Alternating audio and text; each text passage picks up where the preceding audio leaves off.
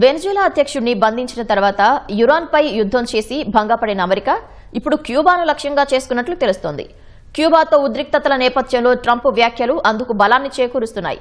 ఈ క్రమంలోనే అమెరికాకు చెందిన భారీ విమాన వాహక నౌక యుఎస్ఎస్ నిమిట్జ్ కరేబియన్ సముద్రంలోకి ప్రవేశించింది.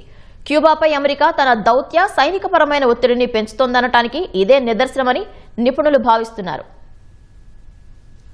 అమెరికా క్యూబా మధ్య ఉద్రిక్తతలు తారాస్థాయికి చేరుకుంటున్నాయి. అమెరికాకు చెందిన భారీ విమాన వాహక నౌక యుఎస్ఎస్ నిమిట్జ్ కరేబియన్ సముద్రంలోకి ప్రవేశించింది. క్యూబాపై అమెరికా అధ్యక్షుడు డొనాల్డ్ ట్రంప్ తన విమర్శల దాడిని తీవ్రతరం చేయడంతో పాటు కఠిన చర్యలు తీసుకుంటామని హెచ్చరించిన తరుణంలో ఈ నౌకాదళ మోహరింపు జరిగింది. ది హిల్ నివేదిక ప్రకారం నిమిట్జ్ క్యారియర్ స్ట్రైక్ గ్రూప్ లో FA-18E super hornets, EA-18G గ్రోలర్స్, C-2A Greyhounds వంటి అత్యాధునిక యుద్ధ విమానాలున్నాయి. వీటితో పాటు యుఎస్ఎస్ గ్రిడ్లీ అనే విధ్వంసక నౌక, యుఎస్ఎన్ఎస్ పటుక్సెంట్ అనే ఇంధన సరఫరా నౌక కరేబియన్ జలాల్లోకి ప్రవేశించాయి. ఈ భారీ విమాన వాహక నౌక మోహరింపును లాటిన్ అమెరికా, కరేబియన్ ప్రాంతాలను పర్యవేక్షించే యుఎస్ సదరన్ కమాండ్ బుధవారం అధికారికంగా ప్రకటించింది. తైవాన్ జలసంధి నుంచి అరేబియన్ గల్ఫ్ వరకు స్థిరత్వానికి భరోసానిస్తూ ప్రజాస్వామ్యాన్ని పరిరక్షించడంలో యుఎస్ఎస్ నిమిట్జ్ తన సత్తా చాటిందని ఎక్స్లో స్పష్టం చేసింది. ఈ నౌక ఇటీవలే బ్రెజిల్ తీరంలో అక్కడి నావికాదళంతో కలిసి సంయుక్త విన్యాసాలు నిర్వహించింది.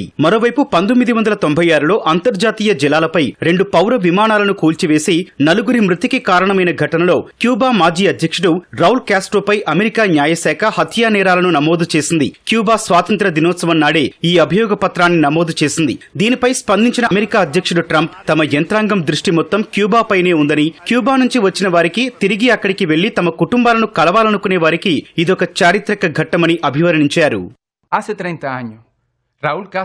ఇదే సమయంలో అమెరికా విదేశాంగ మంత్రి మార్కో రూబియో క్యూబా ప్రజలను ఉద్దేశించి స్పానిష్ భాషలో ఒక సందేశం విడుదల చేశారు. క్యూబాపై ఇంధన ఆంక్షలను సమర్థించిన ఆయన అక్కడి విద్యుత్ కోతలకు కమ్యూనిస్టు ప్రభుత్వమే కారణమని ఆరోపించారు. మరోవైపు CIA డైరెక్టర్ జాన్ రాట్క్లిఫ్ గత వారం క్యూబన్ అధికారులతో సమావేశమై చర్చలకు ఎల్లప్పుడూ అవకాశం ఉండదని, ఆ సమయం మించిపోతోందని గట్టి హెచ్చరికలు జారీ చేసినట్లు ది హిల్ నివేదించింది.